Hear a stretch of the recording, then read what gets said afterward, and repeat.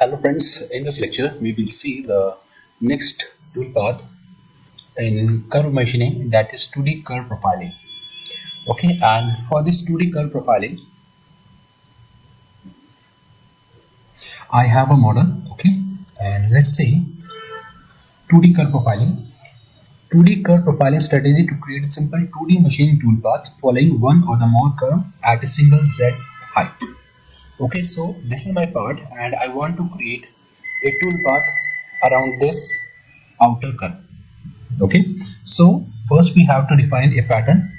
This orange one is my pattern and green one is my tool path, and we have to define the position where you want to keep your tool. Okay, for that. And in this example, see, and we have to obviously we have to define the depth. So lower limit we can define with offset this flow z height. We will define the depth. So first one is my curve. So this is this orange one color is my curve, this is pattern, and second one, the green one, is my tool path. This green one is my tool path, and flow z is 10, so depth of this green one is 10, and the tool path is the third one. The third one is black one, this tool path. This is the flow z at 0. Okay, if you are considering that 0, so it will come here, and the tool path is flow is 10. It will show you like this. So let's see how to create this one. Okay, so first we have to define the curve and tool and all. So this time I am directly opening this. So before starting this, I am going to create a block and select this hole and calculate and draw to show, accept, and my work plane is at this point. And click here and work plane and activate it. Again go to this block and recalculate, accept. Okay, my machine 0 is here and I want to make this a little bit bigger in x direction also, negative 130, okay, and in positive direction also 130, and y direction negative 60 and negative 60, and on the other side 60. So my block is a little bit bigger so that the tool will move around the curve easily. Okay, and accept it. Now I'm going to create a toolpath. So here's my toolpath. Tool. This is my tool. 12 is a dia. Okay, 30 is a length, and here shank. I'm going to add a shank of 30 is a length, and holder, add holder, and hang over, add, and upper dia is, and add one more. So this is my tool. Okay, now I'm going to create a pattern, because if you will start, see here we have settings and work plane. My work plane is 1, and here it is not showing you properly, so here we have work plane.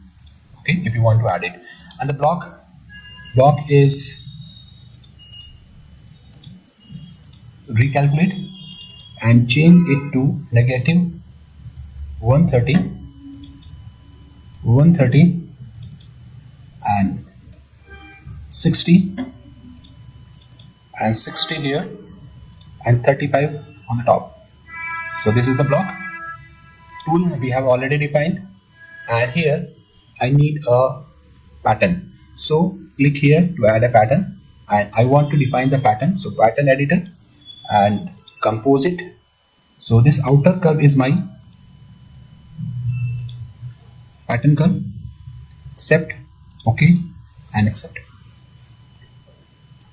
Okay, and I want to keep my tool over the curve. So let's see what happened. And rest, the tolerance, I'm going to change it 0.01. This is a toolpath tolerance, and it will cut over the curve. Okay, and the thickness, I'm not going to define any thickness, just click here to calculate. So here mark tool is my outside, accept now and calculate. Let's see.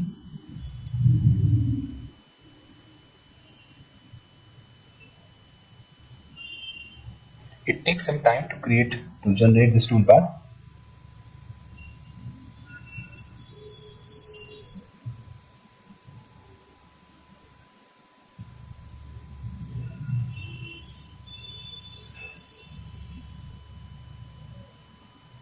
Okay, so this is my toolpath, and tool is working over the curve. See on the top, and its holder is there. Okay, so hide this, and here display. Okay, no problem. Tool transparency. It is this tool transparency. This is my tool. Now I want to simulate this and play. See, the tool is moving over the edge. Okay, it is not outside, it is cutting over the pattern, over the curve. So I'm going to change it. Stop, back, and here and setting, and edit it, and I'm going to change it to this contact and generate again.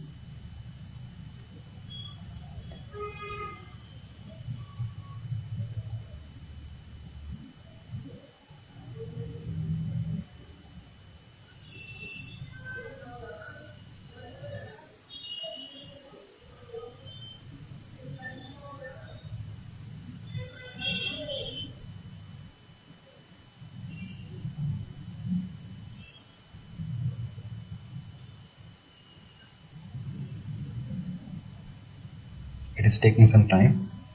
Now see, here is my toolpath.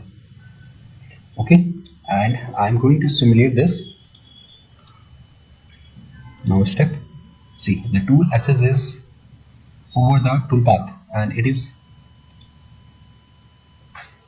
cutting. In next pass, it will touch the curve.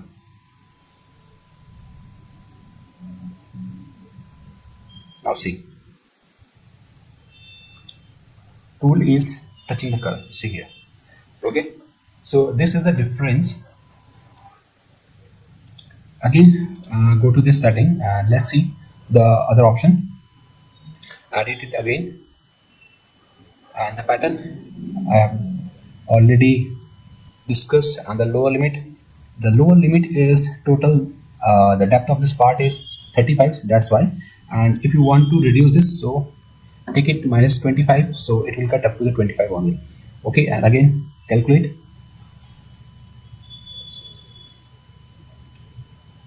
Step down is still remaining. In cut distance, step down will there.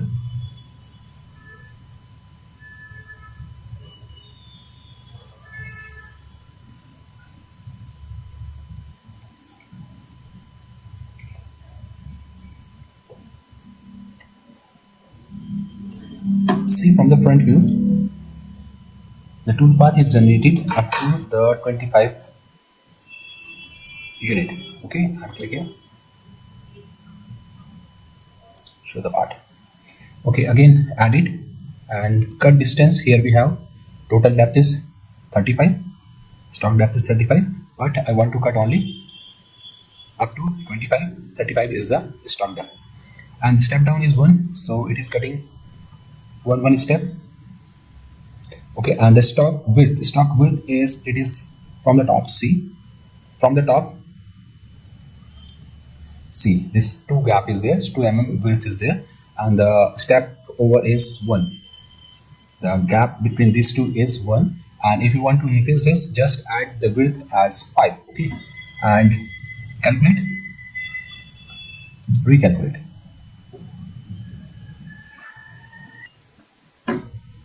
Now see, 1 2 3 4 5, so one step over on all sides. So this is the curve profiling. Hope you understand this properly, how to create. So thank you for watching, and let's see the simulation. Okay, click OK, and here we have